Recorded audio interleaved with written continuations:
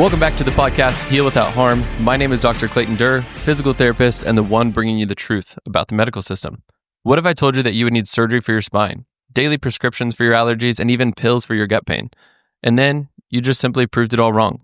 Today's guest, Matt Magnuson, went from 20 years of meds, a devastating accident, to becoming an ultramarathon runner, business owner, and a recovery advocate. Matt, welcome to the podcast. Hey, thanks, Clayton. Pleasure to be on here. It's nice to actually be able to hear all these details because I've known you for a while now, but I guess there's a lot that I still didn't know about you. I know you're an ultra runner, but apparently you're also a DDP yoga instructor, and of course, everybody in Wichita knows you're the owner of iCRYO Wichita West, and you have a story much deeper than I knew that also includes food, allergies, gut pain, and I would just love to hear more about it. Absolutely. I love sharing this. I love what you're doing out there, Clayton. I think that there's a lot of good alternatives to what people have been told. I think that people can get better without pills, without surgeries. So I appreciate what you're doing out there fighting the good fight, and I appreciate the opportunity to tell a little bit about my story to your audience. Let's get right into the weight loss aspect, because I know there's pictures. Actually, that's the only way I know that you were previously overweight was from pictures, because I've always known you how you are now. And so with you being overweight in the past, what was the highest weight you got to? What was your weight loss like? And then where do you sit now that you're an ultra marathon runner? Yeah, good question. So the highest that I ever weighed myself was 237. I do think I was heavier than that at one point. What kind of was the catalyst is I knew I was 237, and one day I put on a pair of 38-inch pants and they didn't fit. And I had to go buy 40s, and I was devastated. I went to Kohl's and I bought the two cheapest pairs of 40-inch pants I could ever buy and get down to 38. And then that's where the transformation journey began. Kind of happened in two phases, got down to about 165, 170, stayed there for several years, and then took it to the next level, got all the way down to 145. Keep in mind, I was a very skinny 145 with not a lot of muscle mass. So since that, adding in several years of strength training, I'm walking around most of the time around about 155, 158 today. Gotcha. Yeah, the last time I was that light was when I did a men's physique competition, and it included 5 pounds of weight loss in the last day of cutting out water. Woo. So, no, that's awesome. And I'm curious, you told me a little bit off camera, but what was your motivating factor actually losing the weight other than the 40-inch waistband that you had to accept? Yeah, there were just two things that kind of converged at the same time. First off, my daughter was about to be born. I was going to be 36 years old as a first-time father. So, doing the math there, that's, a little less time to spend watching my daughter grow up in adult years than maybe somebody who has their first child in their early 20s. So there was that reality that was setting in. But there was also, at that point, being in my, mid 30s, my folks were, in their mid to late 50s. And I had noticed over the 10 years of that decade in their life that, that they were aging different than some of their friends. My folks tend to eat pretty clean, very active lifestyle, at the gym or at the park, 4 or 5 days a week, and, good mobility, good, visually looks like they have a very healthy BMI. And I noticed that their friends that they socialized with, people that I knew for 30, 40 years, were starting to look 10 years older than them, moving around slowly, needing canes. And it really hit me, if I want to see my daughter grow up, I want to walk her down that wedding aisle. If I want to see grandkids, and also if I'm going to work, 40, 50 years and then retire, I don't want to feel like garbage. I knew that if I wanted to fix those two things, it started with making permanent lifestyle decisions. Not, at that point I'd done yo-yo dieting. I've told people I've lost 300 pounds in my life. 30 pounds at a time, and then gain 30 pounds back. But, I knew that whatever I did had to be permanent, and this is what I was choosing for the rest of my life. What are some of the changes that you've experienced? I would say that's less than expected. So when you were in the 230s or 240s, because I know once you get to a number, you kind of just stop weighing. But when you're at your highest where you are now, what are some differences that one may not expect from being at a healthier weight? Well, first off, I didn't expect to lose the allergies. I just, thought that, every spring and fall that my allergies were just going to be horrible for 2-3 months, that I was probably going to miss a few days of work, that I was going to have, severe sore throats and drainage. And that was just the way I was built, and that I was always going to live with that. I also just felt, lethargic at times, more brain fog than normal. There were just elements of my life that I just felt that were completely normal. And I also, excused myself out of things. I would see people that were fit and or maybe somebody who could run a half marathon or a marathon and thought, well, they got started early. I'm too late in life. I could find excuses for everything. So I would think that, out of the biggest thing that I learned out of the weight loss journey was the ability to eradicate excuses. And then the byproduct of that was being able to live a happier, healthier life. Like at the time, really, it was just, I was thinking, I just want to, well, I don't want to wear 40-inch pants for starters. So there's kind of that aesthetic. I don't want to be the chubby looking dude anymore. But, there was the motivation that I mentioned earlier. But I didn't really see a lot of the other benefits and all the other payoffs and how putting these simple habits in life go beyond just the weight loss and being healthy. When you decide, okay, I want to be healthy, I'm going to be in this regular workout routine. Well, when am I going to do that routine? I got to build discipline. I got to build structure. So the next thing you know, I'm a 4:30 guy. So I'm, getting this routine set up where I'm in bed at 9:30. I'm up in the morning at 4:30. And then all of a sudden I'm sitting down at my desk at work, 7:45, 8 o'clock, and I feel 10 times more mentally sharp in the day and ready to go. Whereas, before I lost the weight, before I started working out and had that discipline of healthy eating and exercise, I would sit down at my desk at work and just kind of, I don't know, stare at my screen for 15, 20 minutes, casually read through emails, think about what I wanted to procrastinate for the day, and just really wait for that third cup of coffee to kick in before feeling like I could be productive. It's funny because I actually resonate with a lot of those pieces, even not having gone through a large weight loss. I know what you mean between all those, and there's some things you talked about in specific that I want you to kind of come back and hit on, because when I got you signed up for this podcast, I asked what you wanted to talk about. And one of the first things that you typed was weight loss, motivation doesn't work. Consistency is key and discipline established to keep the thing rolling. So what do you mean by that, where you say motivation doesn't work? I know you talked about yo-yo dieting and trying and then failing and trying and failing, or going up and down that 30-pound scale. But what do you mean by motivation doesn't work? And if it doesn't, and you found a way to stay consistent, what was the key for you to actually create or find that consistency? Yeah, I mean, it's impossible to have motivation 24/7. You're going to have different things that maybe drive an emotional experience that give you motivation, whether that is, I have a very engaging conversation with Clayton and he gives me a nugget and I'm really fired up to, go do this exercise movement that's going to strengthen my hamstrings, right? I'm going to have that temporary motivation to do so that probably not going to have a week or two after we have that conversation. Same thing if I watch a YouTube video or I go to a speech or whatever, that motivation is always going to wear off. And not only that, there's going to be things that obstruct that motivation. For instance, if part of your workout routine is going outside and running and the weather is less than ideal, it's going to be easier to lollygag putting on your shoes and trying to make every excuse to get out there in the world to not do it. And if you don't have discipline and all you're relying is motivation, when that motivation drops down, you will start believing your excuses. But at the end of the day, having discipline is the ultimate excuse eradicator. How do you develop that? Consistency and time, man. I mean, it's such a generic answer, and I think that everybody who's looking for it knows that answer, and it seems so trivial, but it's like what I'd like to say is the 1% rule. If you just get 1% better at everything, well, that starts to compound, and it's not, you get 1% better at a week at something. It's not that you're 52% better. That 1% compounds on that 1%. Now, all of a sudden you're 80% better, 3 years better, you're like 500 and something. So, I think that compound interest philosophy applies to everything in life, and I think that's what helps create the discipline. But I think it's important for people to put structure in place, and so you hear a lot of different people in this space that try to motivate people. Write down your goals, and it sounds so generic and it sounds so cliche. But I have to write down my goals. For me, I put it in an Excel spreadsheet because I'm a data geek like that. So, I mean, and that's really where I got started. This year, I'm going to run this many miles and I'm going to do this many races. And I have a goal of being able to run a 5K under 22 minutes.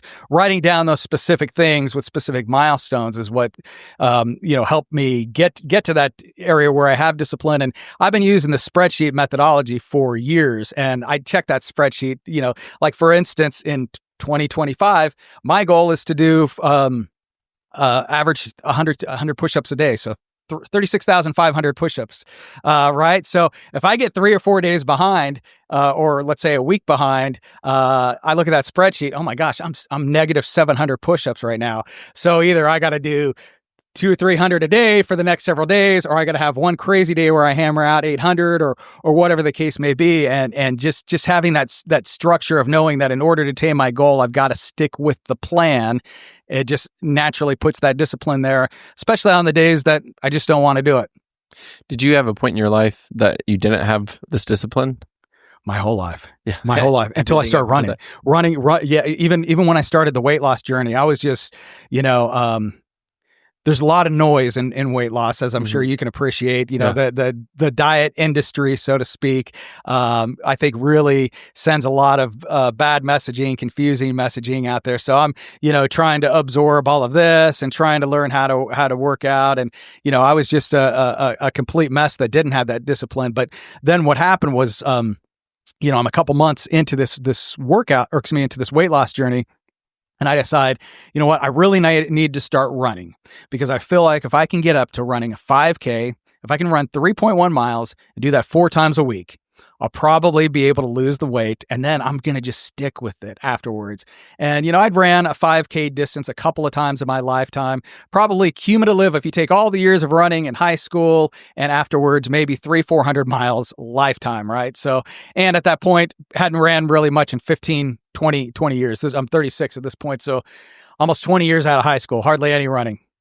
So I started the Couch to 5K plan, and, it has it is very specific in that 4 days a week, this is your workout routine. And then, I got through that. And at the end of a 9-week period, I can run a 5K. And then from there, after a couple months of comfortably being able to do that, it was like, maybe we could do 5 today. And then maybe I could do 6. Maybe I could do.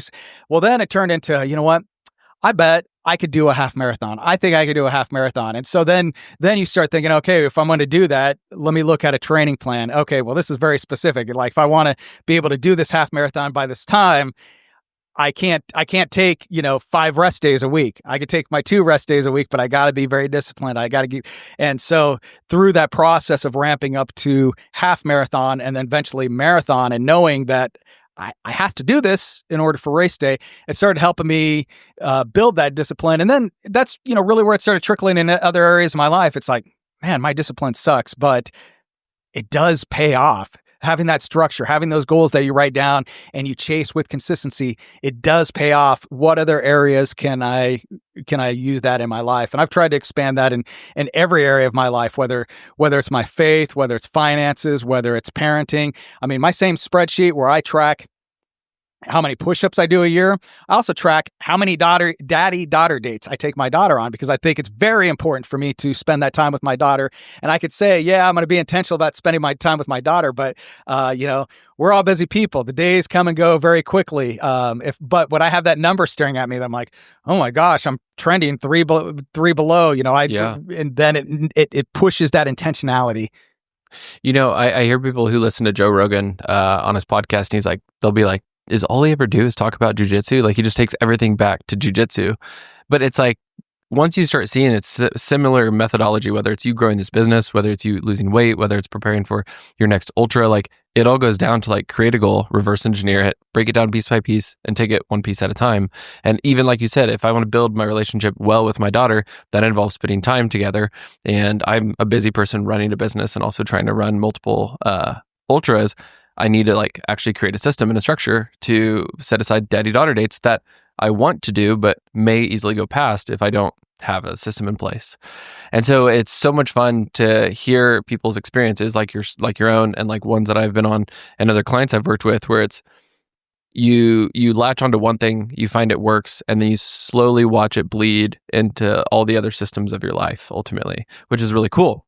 And also for you guys listening, I do want to let you know, we're not only going to be talking about weight loss today. Matt's got 2 or 3 different like pieces of his journey, weight loss is being one of them, which we're going to finish up with here in a sec because I want to ask him a couple more what I would call spicy questions. Then there's also a food journey where he had a bunch of gut health issues that were related to his allergies. He also suffered through a traumatic car accident. And then we're going to finish out on how he's running like a bajillion miles every week ultimately. And so there's still a lot of pieces to come forward.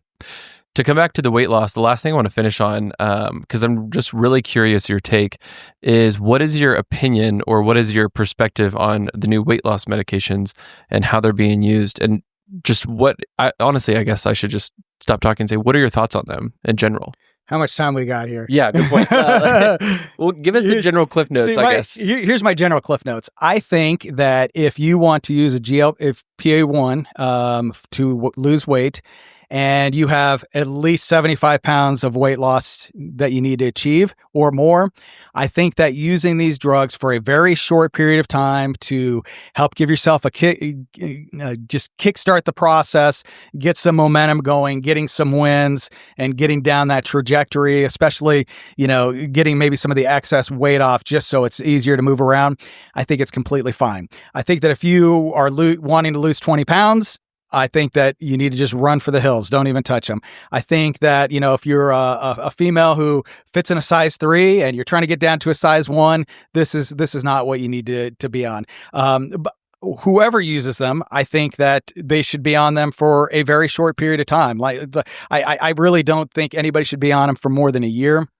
And let me also say, I'm not a doctor. I haven't done any research on this. Is just me happening to own a business where we do offer these types of services and seeing the success of some of my customers, and as well as seeing some of the folks who it hasn't worked for as well. Mm-hmm. What I will say is that first off, they have you can have some pretty rough side effects with them, some very rough side effects. So first of all, they're not for anybody. And I think that if you're having a bad reaction, just get off of it worse. But secondly, we don't know what the long-term effects of these things are. So I think that that's another reason not to be on it for the long term. But having all of that said, I think the best way for anybody to lose weight is to just do it the hard way. It's a matter of finding the right way to eat, learning those healthy life habits, and getting some movement. And there's some other things that we could talk about too, like water intake, sleep, environment, things like that I also think have some impact on weight loss. But at the end of the day, it's what you're eating and how many calories you're taking in and what type of activity. And I think that anytime that you lose weight very quickly, you are definitely more prone to gain that back just as quickly. I know that from my own personal experience. When the Atkins diet came out, it became very popular in the early 2000s. That's when I was yo-yo dieting. I could get on Atkins diet, live off of 10 carbs a day for like 2 months, and I could drop 30, 40 pounds. But dropping 5-6 pounds a week is not a healthy way to lose it. And I also think that when you do something the hard way, you're more likely to preserve it. So looking at me now and having I lost this weight 14 years ago, and I've kept the weight off for 14 years, mm-hmm. right? And you're also living a different lifestyle. I'm living a different lifestyle, but part of living in that different lifestyle is saying, okay, this is more where my weight is today. Here's the highest I would ever want my weight to be. And, when we start hitting Christmas time or taking some vacations, or maybe I have some corporate travel that's throwing off a lot of my rhythms and I put on a little bit of weight, and then I see, hey, you know what? I'm kind of approaching that top end of the range. I'm getting on top of it then, because I don't want to get past that point. I don't want to add 20 more pounds. I don't want to add 30 more pounds, because I remember how hard it was to lose it the hard way. Mm-hmm. Which lasted permanently. And if I can just go to the doctor and just get on GLP-1s again and drop the 30 pounds, then I'm not really creating sustainable long-term habits. And so that's what I see with too many people that are don't get me wrong. I could tell you a lot of success stories of people who have taken GLP-1s that had to lose 70, 100, 150 pounds. And they used it and they made lifestyle changes. They're off the drugs and they are maintaining those weights. In fact, they may have even lost more weight since then and are even healthier since they quit then. But then I know a lot of people that have gone on them, lost 50 pounds, and then 6 months later they're back on them, because all they really used it was kind of this exotic appetite suppressor where they could just binge on whatever they wanted, 2-3 days a week, and then starve themselves the rest of the week by using these drugs. And then in the net they had a deficient calorie intake. Yeah. Yeah. No, I would agree with you because at the end of the day, it's what are you going to end up with in regards of your routines and your habits and your lifestyle? And there's numerous people, like you said, that they use it as that springboard forward because I understand that when you are significantly overweight, you didn't get there overnight. There's habits that you built in that you're now having to like carve away at. And that's hard. Yeah. And so if you can have an assister there at the beginning, say, I want to end up working out 3 times a week. I want to end up eating a healthy like diet. I want to end up doing these things. Can you help me with that? And then a drug can be introduced to help speed that process up or help cut away a lot of the noise. 100% cool. As long as your intentions are to live a healthy lifestyle at the end of it, because we know that if the drug ever has to get taken away and you were dependent on that, then you're just going to go right back to where you were. And so using it as a tool as opposed to like 100% a crutch is crucial, especially because, like you said, at the end of the day, it's an appetite suppressant. It's going to make you essentially less hungry and feel full. And they've done studies on some of the people who have lost weight. And we know that the healthy, not that Ozempic's unhealthy, let me rephrase, the older way of just simply cutting calories and strength training and things like that, generally when people lose weight, 10 to 20% of it will be muscle mass. The other 80 to 90% will be fat, generally. Yep. When people are going through Ozempic, especially, well, any of the weight loss medications, and they lose a stark amount of weight very quickly, it can be upwards of 2/3 of the weight they're losing is muscle mass. So you may be skinnier, right? You may look more aesthetically pleasing, but you've lost a lot of muscle mass, and that takes way more time to gain back and way more effort to gain back. And so now you're walking around potentially completely malnutritioned. And then there's, like you said, the long-term side effects of low muscle mass, which usually comes along with correlated with low bone density. And then you're going to have another set of health problems in the future. And then you have the droopy skin, the Ozempic face. Yeah. Yeah. You bring up a lot of good points, and I'll just add a couple things. You know, the muscle mass thing is a big problem. Mm-hmm. So the folks that we sell semaglutide and tirzepatide to, we have a scale. It's called a SICA scale. It's like an in-body scan, but it's very more comprehensive. And we coach our people on that. We give them tell them, hey, you need to do resistance training while you're on here because you will lose 30% muscle mass if you're not. And we actually monitor through the SICA scale each month. We make them get on that scale, and we're looking at their muscle mass. And we're adjusting dosage. And I think that's a lot of the problem too with these drugs is I think that now when you could do have it drop shipped to your house, and you're not actually seeing a nurse on a regular basis, or you're just dropping by one of these fly-by-night clinics that's popped up all over town. They're not monitoring dosage and giving you that coaching. And at the end of the day, I think weight loss is more than the cosmetic side. It's more than just saying that I went from this pound, this weight to this weight.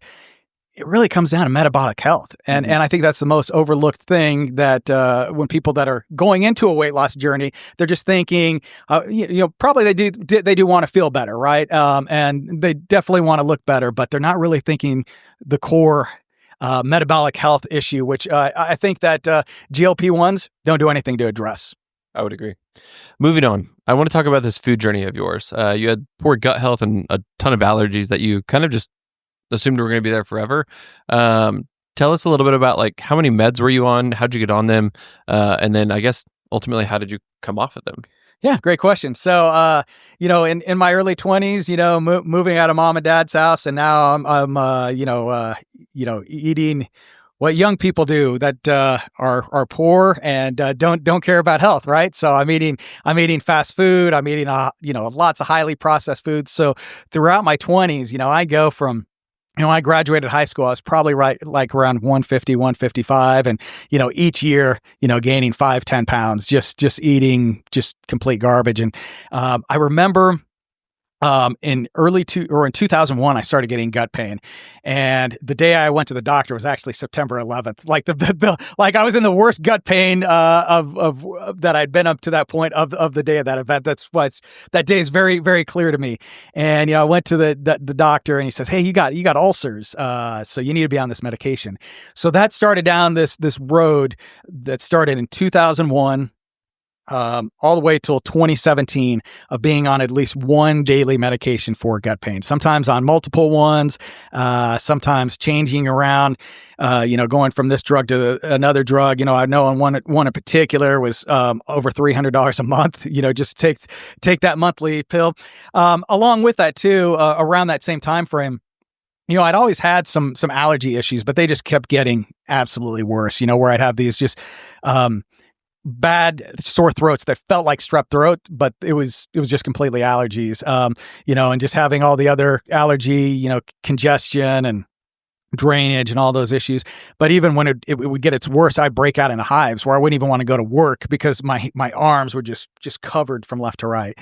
And so, at any given point, I would be on 1 to 4 daily prescriptions. Started out at 1, when it was just the sore throat and all of that. And then, started out with Zyrtec, which, by the way, was giving me bad headaches on a regular basis. So I was dealing with that.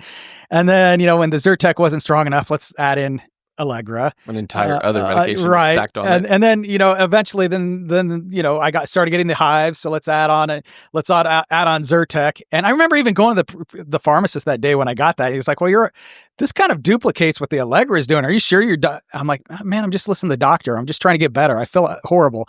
And, and at one point I'm on 4 these daily medications for the allergies. So that just kind of sticks with me. And during the bad seasons, I'm taking all 4 at some points, but maybe in the middle of summer, just taking 1 or 2. So this goes on for well over a decade. The gut pain, that continues. That was kind of a little bit of a different journey because it tended to at some points flare up and get really, really bad. So I'd go to the doctor, we'd try another prescription, and I'd already started my weight loss journey at this point. So, I'm still, I went from 237, I'm walking around at, 170 pounds at this point, lost 60, 70 pounds. And I still have this gut pain that I'm dealing with. And, eventually it leads to, we need to get your gallbladder taken out. Okay. So got the gallbladder taken out, went through the recovery for that. And, I felt maybe 5-10% better. I mean, nothing that I'm like, oh my gosh, that was worth it. That was the magic bullet. Quite dissatisfying. Yeah. So, and now fast forward, I question whether I even needed to get that taken out, quite honestly. But in any case, as I wasn't getting better with that and getting second opinions and all of that, the doctor said, well, let's do a CT scan. So I do a CT scan, and the results I remember very specifically. I'm at Best Buy on a Friday afternoon, 4:45, end of the work week, get a call from the doctor, and he says, "Hey, stuff came up on your CT. We really need to get you a colonoscopy. There's some probability of something going on there." Of course, that's Friday, 4:45, the afternoon. Oh, it got left on a voicemail too, because I missed the call. So I sit with that all weekend, make the appointments, go in, fortunately. And for those of you who need to get a colonoscopy, let me just side plug. It's not as bad as you think it is. The day before the prep, that's the sucky part. But really, if you need to get that done, get that done. Anyways, I did that, and it came back clean. Which, by the way, I have heard, I don't remember if I saw this on TikTok or not, or where it was, but there's been stories like that where like Friday afternoons when people get a bad call, it's like there's some doctors' offices that like have a rule. They do not call patients with like bad news unless it's like deathly and you're going to the ER. Like they don't call them on Fridays. Like they make sure to deliver the news earlier or like wait till Monday because it's like so cruel to be like, by the way, we think you might be dying. We'll call you on Monday. And it's like, cool, just screw that person's like entire weekend kind of thing. I've heard there's been consideration by some doctor's offices around that. Anyway, pick back up. So I'll send this podcast to my doctor. All right, yes, please do. Yeah. So anyways, so this was mid 2017. I had started the weight loss journey in 2011. So, I was healthier, but, I did a lot of, through my weight loss, I started actually when I went through the weight loss journey doing Weight Watchers of all things. And they've changed, and I'm not throwing shade at Weight Watchers, and I know that they've evolved a little bit since then. But at the time it was the point system. And so if I eat this, it's this many points, and this is that many points, and these particular foods are 0 points. But the reality is that I could eat what was lower carb, low fat, I could stay within that point system and maintain low weight. But I was eating a lot of garbage still. But to me, I was eating, lean cuisine. Yeah. I mean, it says lean cuisine, and that's healthy, right, Clayton? Marketing 101, right, baby. Exactly. And so this is where I started kind of learning a little bit, this is where I just started a ridiculous deep dive. So it started actually, of all things, I saw like 2 or 3 diets on the vegan diet on Netflix. So I decided one day, me and my wife decided we're vegans. Was it What the Health? Was that the one? I did see that one. It might have been that one. I can't, man. Any food documentary I'd say that came out during the 2010s decade, I've probably seen all of them at for some sure. point. So for a period of time, we decided to go vegan, and I'm like, I'm going to do this the exact right way. We're just eating, raw foods from the grocery store, and had this diet lined up. Well, anyways, long story short, we're 6 months into this, and Christmas time hits, and so I go off the rails for Christmas, right? And I'm eating, all the food that my mom and my mother-in-law are making, and all the pies, all the desserts, and everything.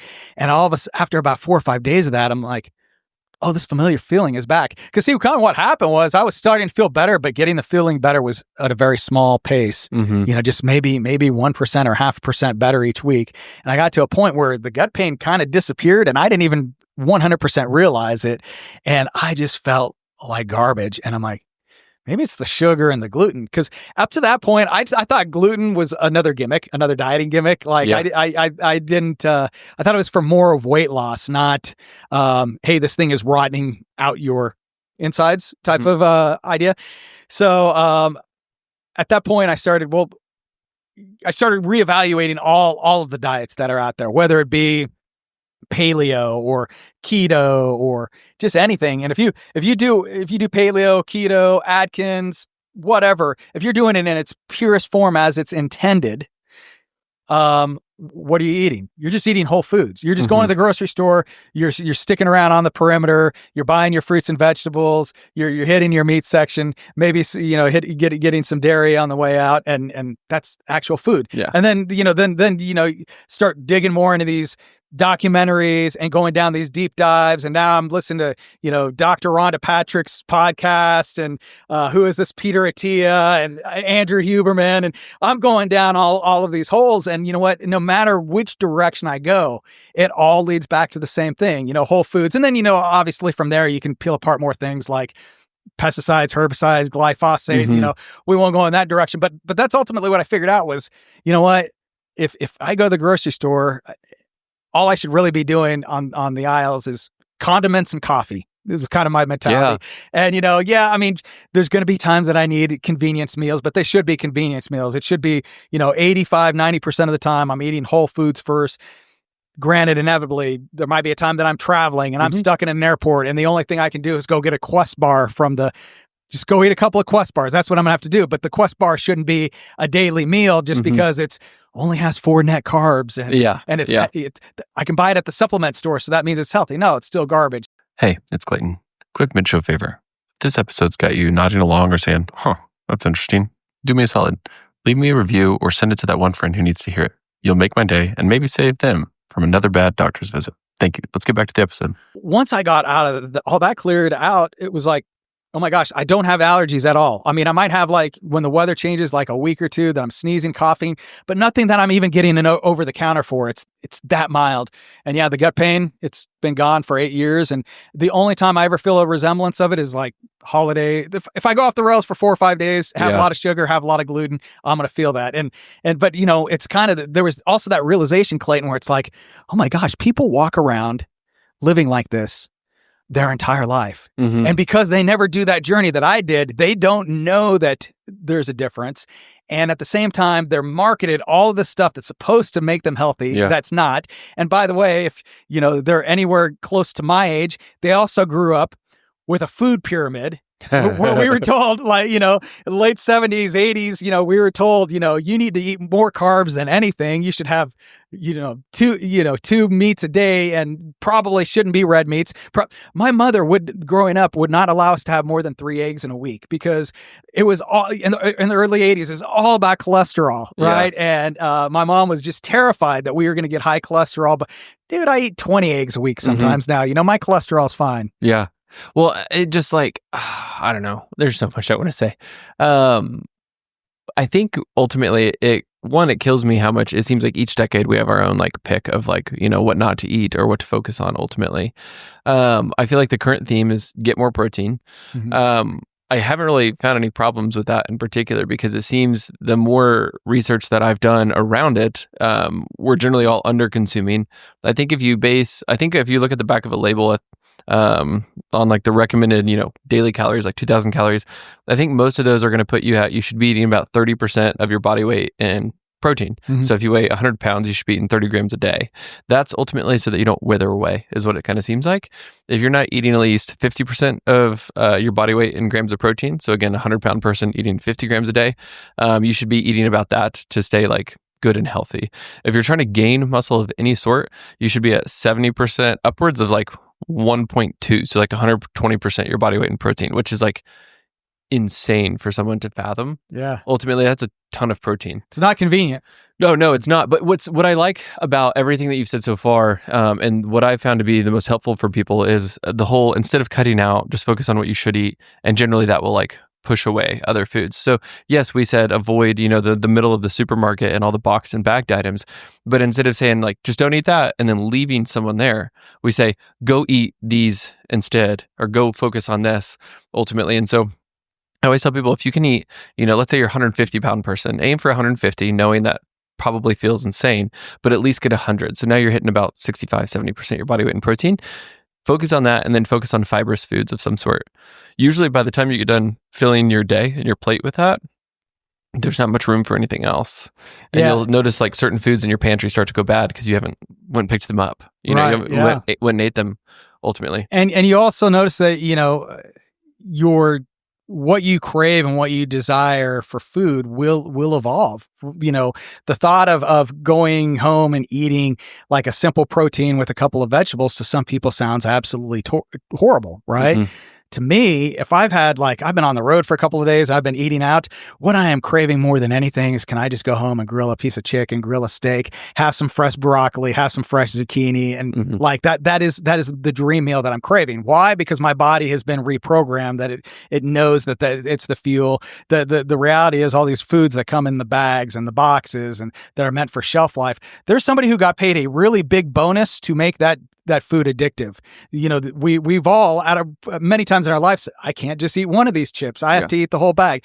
Yeah, it's designed that way. But the longer you stay away from those foods and start eating the natural, healthier foods, the more that they taste better. And by the way, you also learn how to cook them better. Right now, some people just don't know how to cook because all they've done is use the microwave and other things. And there's I find a lot of fulfillment and joy in just cooking fresh, healthy foods. We're tag teaming with my wife. She takes the vegetables. I go outside and work the grill. But, the reality is that, they do taste good. And I've got a blog out there, injuredbeast.com, where I put up 1 month of dinners that I made at home. And these are all, I don't think there's any dinner that has more than 5 or 6. If you take out seasonings, there's not one dinner that has more than 5 or 6 ingredients. Mm-hmm. There's very few that take more than an hour to prepare, all with just fresh food, fresh vegetables. These are all filling dinners. By the way, most of these reheat really well. So, when you cook dinner, I have a family of 3. I should make dinner for a family of 6. Immediately box up half of that. Now we've got a couple of lunches, mm-hmm. or we've got some food in the fridge. Now 2 days later, oh my gosh, we got this thing going on tonight. As soon as we pick up the kid from school, we got to go here, we got to go there. Instead of hitting the Chick-fil-A drive-through, now we got something we can pop in the air fryer and the microwave. Eat that really quick. Now we're eating healthy food. So a lot of it is just reprogram. Kind of that same thing, building discipline. It's building discipline with your food selections, but with time, you'll start to crave that better stuff. For sure. Let's move on to this accident that you had. Was it in 2018 Yeah, January 3rd, 2018. Okay, so tell me a little bit about that. What exactly happened? What do you feel like changed in your life, and how well did you recover? Yeah, so I'll start by saying when I tell people this story, a lot of people say, "I am sorry that you went through this. That's been rough, man." Just those kind of moments of showing sympathy, empathy, whatever. For me, the way my mindset is today is that is a joy that I went through. That it was a journey that I needed to go through. That I grew in so many ways. So, what happened was January 3rd. I was the company that I was working for at the time had just got acquired by a huge company, right? And our new bosses were coming in the following Monday, so I had this presentation to make, So I was really stressed out going into this new year working for a new company. So I'm working late and get out of work and get in my car, and I'm at the stoplight at 21st and Rock. For those of you guys who live in Wichita, pretty well known intersection, but it's 7:30 at night, so there's not a lot of traffic. Behind an F-150, and I'm actually talking over Bluetooth to my wife on the phone, so I don't really see the guy who's about to hit me, but I just get drilled from behind. I am behind an F-150, so actually more of the damage happened for me rear-ending the F-150 that was in front of me. And long story short, I was actually, my body was in so much shock, I was able to stand up and walk, which a couple days later I couldn't stand, which really crazy. Those things are wild. Yeah, it really is. So I had got out of the car. We waited for the police to show up. It was 11 degrees that night. It was so cold. And as soon as the police show up, the guy who hit me, he just flat out admitted, he says, "Hey, I'm just going to let you know right now I've been drinking." And so they did the sobriety test with him, arrested him on the scene. He blew a .3. So in Kansas, the legal limit is .08. So he was just shy of 4 times the legal limit, 7:30 at night. Long story short, I'm really sore. My knees are banged up. I feel kind of like, I probably have a little bit of whiplash. My shoulders are a little sore, and, I go to the doctor. So this is on a Wednesday. I go to the doctor on Friday because I'm having these bad headaches and I'm pretty sure that I have a concussion. So I go, "Yeah, you got a concussion," but I'm still not feeling any pain in my spine besides that. And then Which, by the way, I'm sorry to cut you off. I do want to let you guys know, though, if you're in car accidents, like what Matt is explaining now and what he will continue to explain, very, very normal to have no pain or no problems the day of on quote unquote minor stuff, stuff you're not getting airlifted out for. But the pain to significantly set in a couple days later. We've learned that in PT school where it's if you need to get some sort of legal help, right out of the gate because you think you may be hurt, that's sometimes a good option because you don't know what the next 2 or 3 days may bring in regards of pain and stuff. Those symptoms may still be kind of setting in ultimately.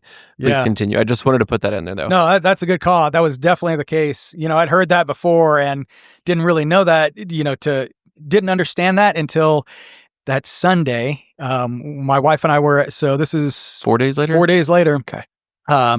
We're at church and we stand up to leave church and I immediately fell to the ground. I couldn't support myself and my back was hurting in ways that, I'd had, a back issue here there in the past, scale of 1 to 10, probably a 3 or 4. So back pain wasn't entirely brand new to me.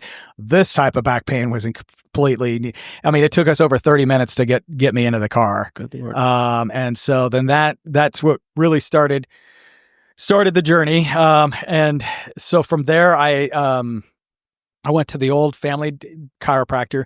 By all means, anything I say about my old chiropractor, I'm not meaning to throw shade. I'll just preface with that. He works within a system that he was taught and a system that ran for several years. But I because of this journey, have questions about the efficacy. So I'll just preface it with that. So I go to the old family chiropractor. He does x-rays. And he says to me that, you really got a lot of inflammation. There's some things that look a little bit off there. You're about 3-4 months of, just getting adjustments and doing a couple of the therapies that he had in the office from getting better. I'm like, okay, well, that sucks, but 3-4 months we can hang there. To me, though, at this point, I'd already been running marathons. I was, a member of Orange Theory Fitness, and I was going in there 3-4 days working out. And so in my mind, it's I just lost the one thing that like kind of helps keep my sanity together. Yeah, everything. You know, so, but anyways, so I start going, you know, I go see him, you know, 3 times a week, and, you know, I'm in there for 2 hours each visit. And he, at the end of 3 months, I'm maybe 5-10% better. I mean, just very marginally. But at this point, my mental health is starting to go down because I'm in so much pain. Plus, I'm not getting any sleep. Plus, I'm not working out, getting those endorphins from working out. You know, so it's piling up. And he says to me, "There's probably a little bit more damage under the hood. You need to go get an MRI, and we can see what's really there." And then the MRI came back, and, you know, we had 7 discs that were impacted. You know, I had two in my neck. C3 and C4. I had 2 in the mid spine that weren't as bad, and then I had my S1, L4, and L5.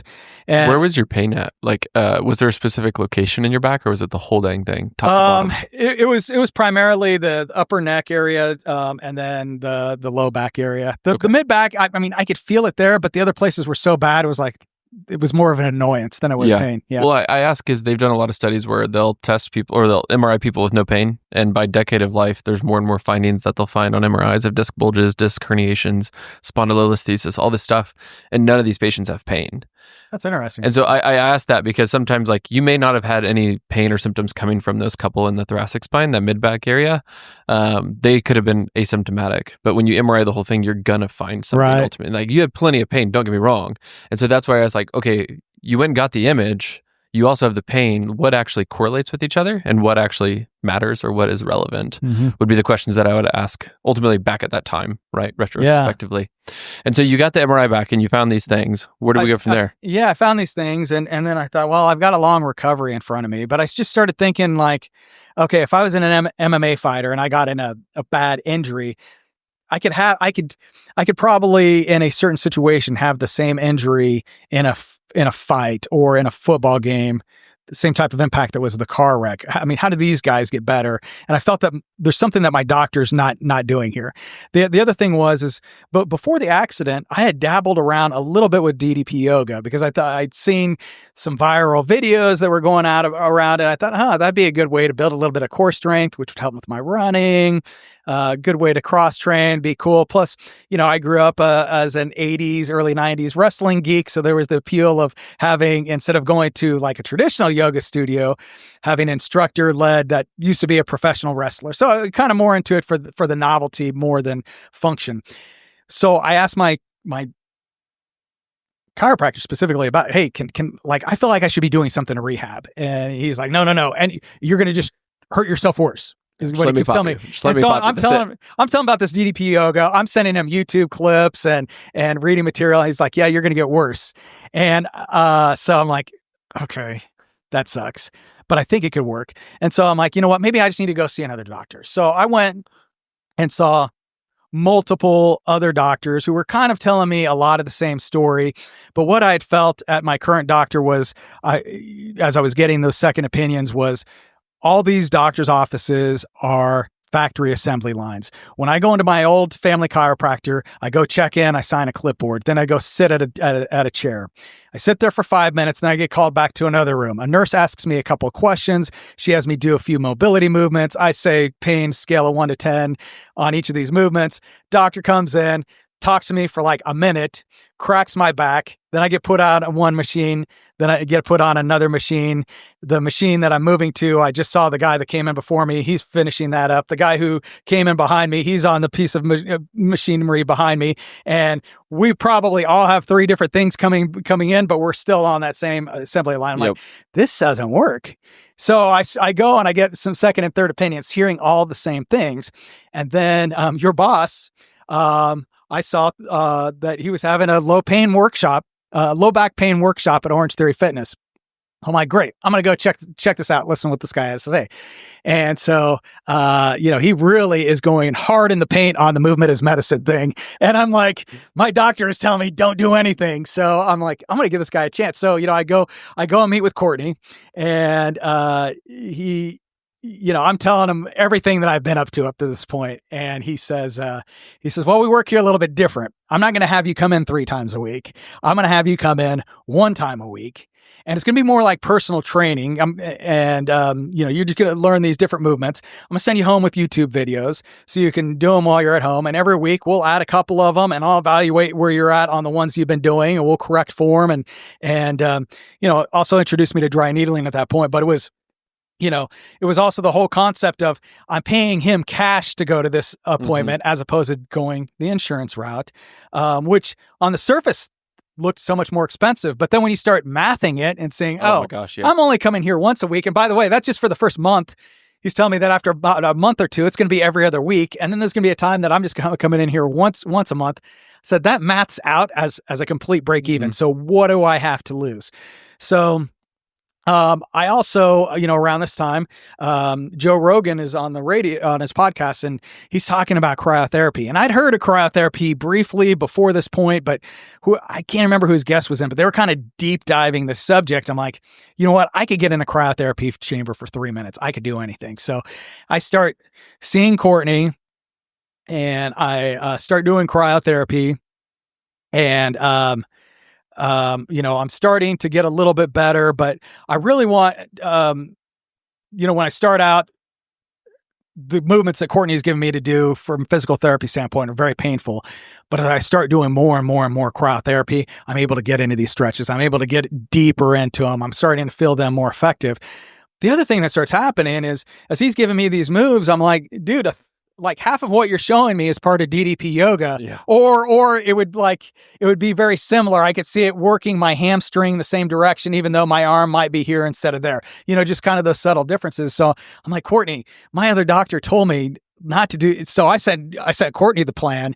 I said, my doctor just told me not to do this. What do you think? He's like, man, good. You should do this. Like you mix it in with what I'm doing with these. So, at that point, I'm well over a year into this journey, and the doctors tell me, and I'm starting to get better, but the doctors really push me towards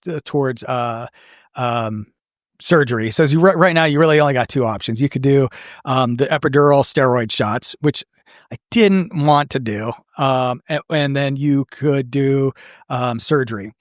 Well, the one thing that was very complicated about my recovery is I was also dealing with an injury lawsuit settlement from the person who hit me. Sure, yeah. And I won't go down that road because that's a whole podcast in itself. But long story short is you got to be very intentional about how you're spending money on care, because at some point it can look excessive. And my attorney is saying, you're going to your chiropractor, you're going to this new PT, you've got all these second opinions, now you're doing cryotherapy, you're doing too much. You need to slow things down, or they're going to think that this is a fraudulent case. I'm like, I'm throwing everything at it because I'm trying to get better and move on with my life. You're like, I'm trying to get the bang on. No fraud involved. Yeah, it's not like I'm doing this for fun or have all this extra time to drive all over town to go. But in any case, so I dropped the cryotherapy, and I'm just doing, and I start noticing the pain kick back in. But my attorney said you really should do the steroid shots to just show that you did everything that you could. And if you don't want to do surgery, we understand, because that's a little bit different. So I go and do 3 of these shots. And first of all, they mess you up for about a day and a half. You're just on the couch for a day and a half after getting them. And then it worked for about a week, and then it came back to normal. So, which, by the way, here's another example of medical decisions being made by non-medical professionals, which, not that the medical system was treating you that well necessarily, but whether it was influence from the lawyer, from, people trying to make sure things get paid, or you just, quote, go down the assembly line, like you said, it's just more times where you're getting kind of pushed down go to the doctor, get meds. If that doesn't work, get injections. If that doesn't work, get surgery. I mean, it's just the same play over and over again. Yeah. And I should have known, when I went in there and got that first injection, I don't like taking anything with steroids because I tend to have side effects from, especially headaches. So I was in the waiting area, and I was just chit-chatting with the lady next to me, and she said something to me to the effect of, well, don't worry about this. This is a very easy procedure. I come in every 6 months for them.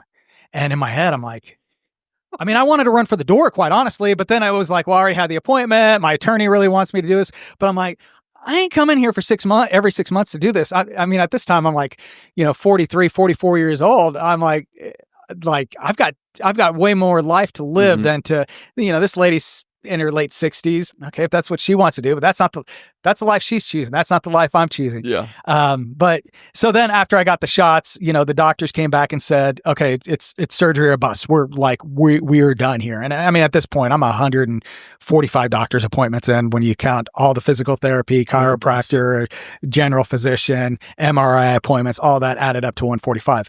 Now, let's backtrack just so that's in May when I'm told that, do surgery or bust. So is this a 4-month process at this point? No, this is like a year and 4 and months. Yeah. Okay, gotcha. So when I'm 11 months into this process, this is in November. I hadn't done the shots, the steroid shots yet, but I was starting to see the progress out of the DDP yoga and out of the cryotherapy. I had just a really difficult, busy couple of weeks. I had an uncle pass away, who lived in Canada, and I had a cousin who at the time was living in Montana pass away the very next day. This all happened the day I closed on a new house and was getting ready to move. So I had, as you can imagine, I had a very eventful couple of weeks. I had to fly to Montana, drive from there 3 hours to my cousin's funeral. Next day, drive 6 hours to my uncle's funeral. Next after that, drive 6 hours back to Billings, Montana. Then the next day, fly all the way back home. That's a lot of sitting. And at the time, anytime I sat on for a prolonged period of time, like it just flared everything up. Mm-hmm. Right. Well, also I'd been packing up boxes, getting ready to move and all of that. And bless my wife's heart, she stayed home while I did that trip up to Canada. But when I came back, I was set back. I took a couple steps backwards in my recovery and I was in so much pain. I was just this is where I was in bad mental shape because the quality of my life had gone downhill. Things that I would normally do around the house, I couldn't do anymore. It was impacting my mood. It was impacting how I talked to people. Everything was just kind of crashing around me. And that particular day, I got up off the couch and it was like that day in church, where I stood up and I just couldn't hold myself together and I fell down to the ground. And I was in just a lot of pain and it just brought on like this crazy, crazy amount of emotion where I'm yelling, I'm crying. It was like the only time I was really bitter with the guy who hit me. I'm like, if I ever see that guy, I'm going to, I was having those moments. And so I'm like, you know what? I just need to go downstairs. So I went downstairs in the basement so I could be myself and just had some time, just kind of quiet, cried it out for a little bit. I had some time in prayer. And, in that time of prayer, I just really felt God tell me, hey, you know what? You're eventually going to get better and you're going to use this to help out other people. I didn't know what any of that meant, but I decided, you know what? I'm just going to start doing some rehab movements. I'm just going to get out some of these tools, get out the bands, and I'm going to just start rehabbing down here for the next hour and a half. While I'm doing that, I fire on David Goggins, of all people, had been on Rogan that week. So I'm listening to, I'm doing this rehab movement, feeling sorry for myself while I'm hearing his story about some of the stuff that he's gone through. And I'm like, okay, you know what? Before I get better, first I got to fix my mindset. And so I really started rethinking about not if I'm going to get better, it's when I'm going to get better. These are the things that I'm going to do when I get better. One of those things was I'm going to run the Pikes Peak Ascent. I'd never done that in my life. The next thing was I'm going to run an ultra marathon. I'm going to run a 50 miler. I bet I could train and do a 50 miler. Now, mind you, I'd never ran anything over a regular marathon, ran 7 marathons before my accident, never had a desire to even go 27 miles, let alone, 31 or 50 or 100 or whatever. But I set those things down as goals because I thought that I had to think with the mindset of what's going to take me to get there, because that's the fun stuff. There's no, I don't know, the getting better is kind of more the necessity. Yeah, it forces the creation of a plan, right, to get that so you can go do the next thing. Right. So in my mind at that point, I'm like, okay, I'm going to listen to what my attorneys and my doctors are saying all the way up to surgery. And then if they go to surgery, we're going to make a sharp left turn. So May 2019, I'm 15, 16 months, whatever, into this accident, to this recovery. Doctor says surgery. And, I agreed to make a couple of appointments just to satisfy my attorney, but I went into those appointments knowing I was going to pass. I went home and I took out my Excel spreadsheet. I said, all right, This is how many cryotherapy sessions I'm going to do between now and the end of the year. This is how many hours of DDP yoga I'm going to do between now and the year. This is the amount of all these exercise movements and at this point, Courtney had given me like 40 or 50 things. I have like this long YouTube playlist. Like now I just go to it. Okay, my hamstring store. Okay, well, I've got these 6 hamstring ones that are just on here that I can just, start doing. So I just start focusing very intentionally, very updating those every day and just crushing those goals. And then every single week, I'm starting to notice a difference. I start just progress. So from May of 2019, all stuck with this plan all the way till August of 2020. By August of 2020, I no longer had daily pain. It was, I don't want to say completely eradicated because I could still do things to tweak it and get things to come back. But even when I do that, it's never even 30% of, the pain that I felt back then. And it's something, that thanks to a lot of the movements that I've gotten from you guys at Natural Wellness and all the other modalities that I throw out of it, I can just shake it out. I think one thing too that makes me feel better, and I hope clients potentially listening can feel better, is you told that story from January of 2018 through August of 2020 and never had to get surgery. And a lot of that, like you said, was your mindset and the team that you built around you. But ultimately, it's like, is if you can find something to latch onto and continually progress, like you can get relief. Sometimes 3 months feels like 3 years. In your case, it was numerous months, if not a couple of years.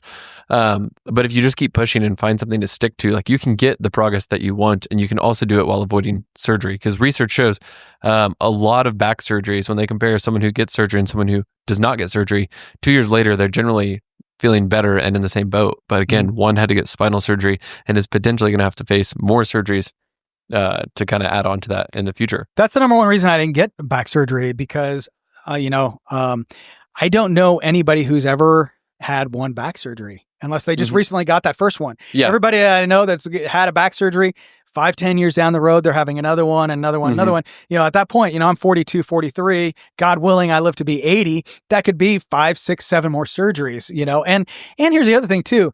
I never known anybody that's had back surgery that could say they are 100% pain-free because of that back surgery. I've known a couple, but I mean, it's rare. And then it's at the same time, it's like, cool, call me in 10 years and tell me if you are still feeling positive. You know what I mean? I hear people that say, yeah, I'm better. It's not as bad, but you see still, they don't get up off the couch, as fast as I do when they've been sitting for 2 hours. Yeah, for sure. And it kind of goes back to almost the comparison with the GLP-1s, not saying that surgery is the easy way by any means at all, but what did you learn through that grueling process of trying to fix the back pain? You built a lot of processes. You realized how resilient your body can be if you put in the slow progress over time and keep showing up, even when you're in pain, even when it's hard, even when, yada, yada, yada.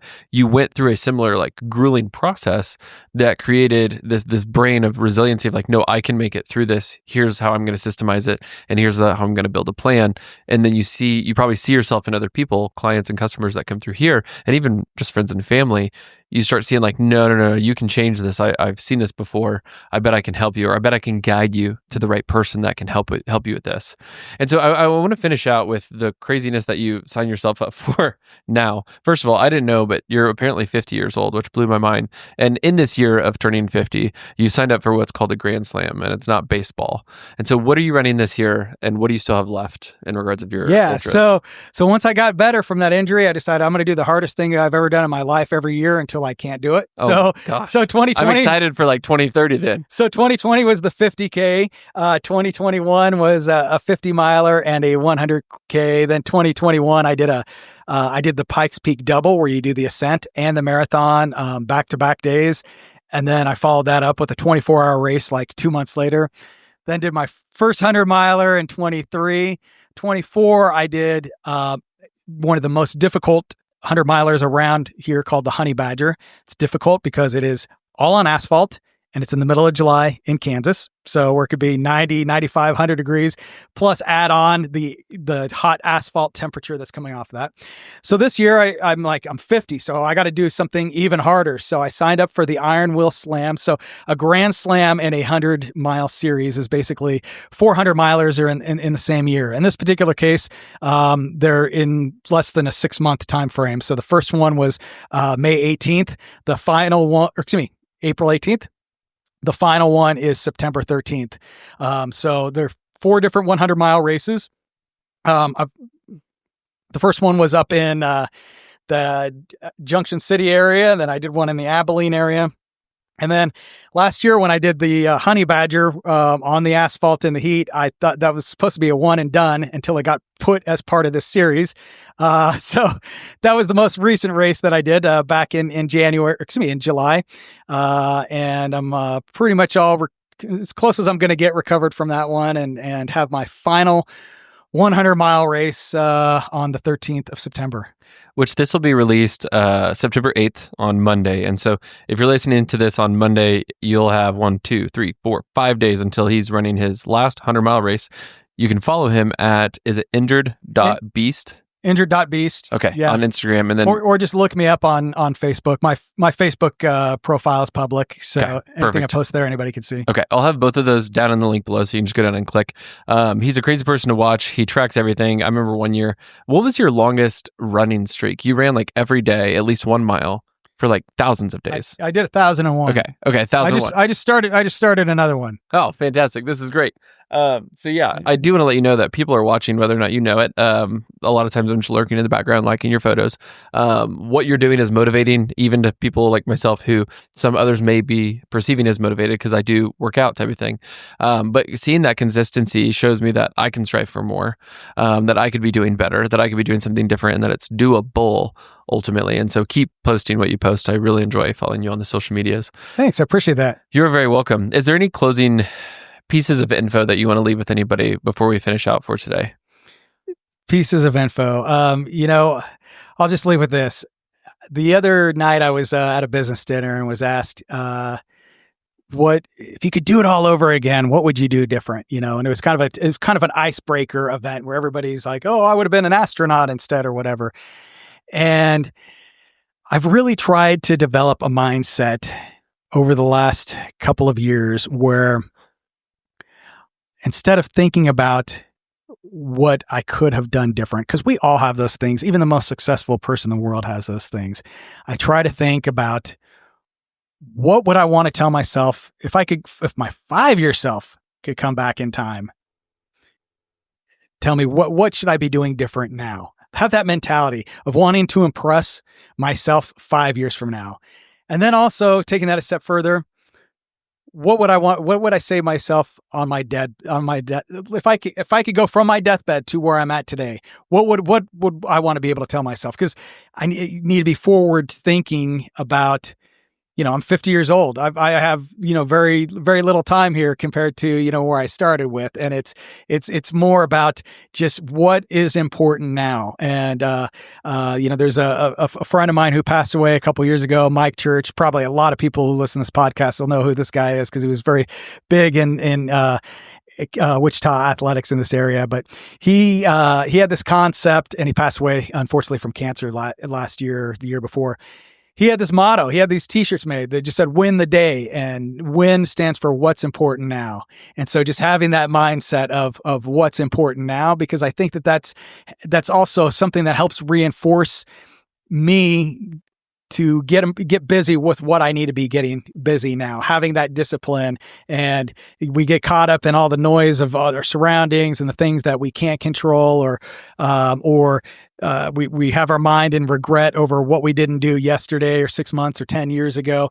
But really what is important now, and have that process of moving towards my 5-year future self and my deathbed future self with that mentality. I like that. There was one that I heard that's very similar, and it says, when I show up at the pearly gates and God shows me who I was supposed to be, I hope to be looking at the same person. You had a more succinct way of saying that. Brevity is not my strong suit. No, me neither, man. Me neither. But when you say it all like that, it brings like a couple of quotes to my brain. So I get to look like the smart one here, I guess. No, but anyway, Matt, thank you so much for coming on. It was fun just for me personally to hear much more of your story and kind of the depths in which you have been through and pulled yourself out of and where you're striving to go now. Just a refresher, if you want to follow Matt in 5 days from now, if you're listening to this on Monday the 8th, he's going to be running his final leg of the Grand Slam. What was it called again? September 13th? September 13th. It's going to be called the Iron Will 100. Where's that one at? It's just outside of Junction City. Okay, perfect. And then you can follow him at injured.beast on Instagram. And then you can also go check him out on Facebook, Matt Magnuson. Everything will be linked below. If you want to come get froze and squeezed and all the other biohacking type things, come check him out at iCRYO. It's on North Maze Road in New Market Square in Wichita, Kansas. Hopefully today's podcast showed you that you can heal without harm. Matt, thank you so much. Thanks. It was a pleasure.